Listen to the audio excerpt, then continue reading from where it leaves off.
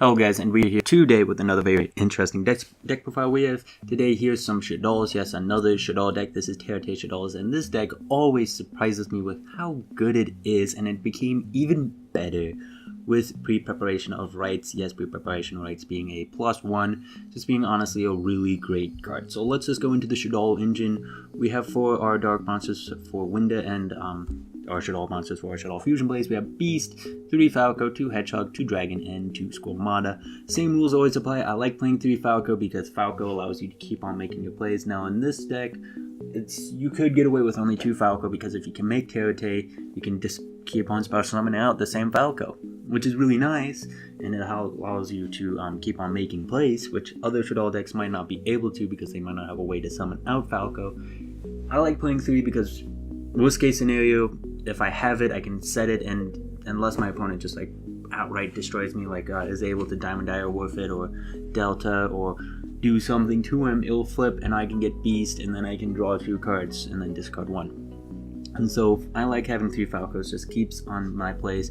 And Dragon at 2, pretty decent. I mean, we're running a lot of cards you can get to him, so if we need a pop acro, he's easily available, and of course we're running double Twin Twister. Hedgehog is great at 2, being able to search for our spell cards or our Shaddolls monsters. And then we have double Squamata, which is great. Just again, same rules as all my other deck profiles is if you don't have Shaddolls core yet and you haven't seen it and you don't have a need for it, don't get rid of them. Keep them in your hand, keep them in the deck. But if you've already seen Shaddolls core, then it's okay. Just send them to the graveyard. Just get rid of them. It honestly helps a lot if you deck them out. But again, I like to keep them in my deck so that way I can get access to Shaddolls core. 3 Manju, sometimes you don't use his effect because you want pre-prep and the ability to use pre-prep, but nonetheless he is another searcher and is practically the best normal summon we have besides setting a Falco or a Hedgehog. 1 Mathematician, which is another great summon, just being able to send a card from your deck to your graveyard, just really nice. If you want to play Armageddon Knight, that's also great because then you can run Rhoda and stuff like that.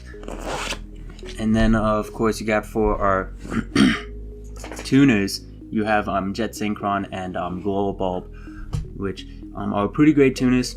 Just being able to summon themselves out from the graveyard, being able to dump them and then summon themselves out. And of course Glow Bulb will trigger a Shaddolls monster effect if you mill it from the top of your deck.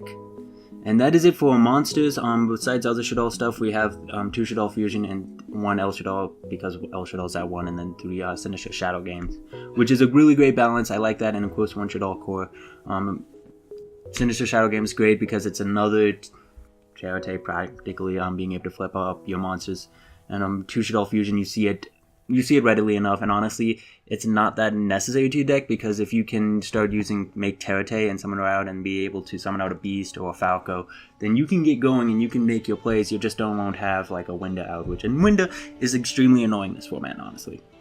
For other spell cards, we have Instant Fusion, Regeki, Soul Charge, Rhoda for the deck, and then 2 Twin Twisters. Those are just the generic, I guess you would say, spell and trap cards. Of course, Instant Fusion, summoning out Norden is really strong. Being able to summon out a level 1 tuner, or summon out another level 4, and maybe having another tuner, so that way you can go for Trishula or for Mega Beals, is definitely really strong. And of Soul Charge, I like Soul Charge in Shaddolls decks because being able to make really strong synchro plays are really, really strong and really great this format. Of course, Regeki and Foolish are that. And then we have Card of Demise, which will of course trigger Shaddolls monster effects. I only play 2 in this build because if you draw into Terate, it sucks. And if you draw into Prediction Ritual, it still sucks. I mean, you won't ditch it unless you have full back row, which you probably shouldn't. Prediction Ritual can banish itself to search out Terate, so that's definitely useful. So if you do have to ditch it, it's not awful. Next turn, it replaces itself. And of course you should be able to set it, but you want this card in your deck because that's the only way to be able to activate pre-prep, and pre-prep is why we're playing 2 and 3, because pre-prep searches from your deck a ritual spell card, then either a monster that's listed on it, or from your deck or graveyard to hand. So you can use 1 to summon out another one, and then use pre-prep to search for 1 and then add 1 back to your hand. So it's definitely very useful being able to cycle and being able to summon out 3 pre-preps, which also means if you have only 1 card in one prediction ritual in your deck, and Terate, all of your Terates are out of your deck, do not use Manju. Do not use Manju's effect. You can summon him out because having a level 4 is good. You can allow for plays, but just don't use his effect because then, well, you're screwed. You can't use, there's no chance of you being able to summon out another Terate. But of course, there's always the chance you can draw into all 3, in which case this card is absolutely dead and sucks a lot. And that is it for the spell cards. As far as Terate's effects, during the end phase, you can summon out a flip effect monster face down, and then it's a Book of Moon or Book of... What's the one that flips face up? Not Eclipse. I cannot remember it. I cannot remember which one flips them face up. But there's a normal spell card that flips monsters face up. But she has the effect where you can choose one of those and flip a face up monster face down, or face down monster face up. So it's kind of like a Ghost Trick type thing. Honestly, it's really nice because Book of Moon is, of course, Book of Moon. Being able to put your opponent's monster face down, prevent synchros, prevent Xyz, prevent just attacks, or being able to flip up a power card and be like, oh, just got Beast, or flip up a Dragon, oh, bounce, or flip up Squamata.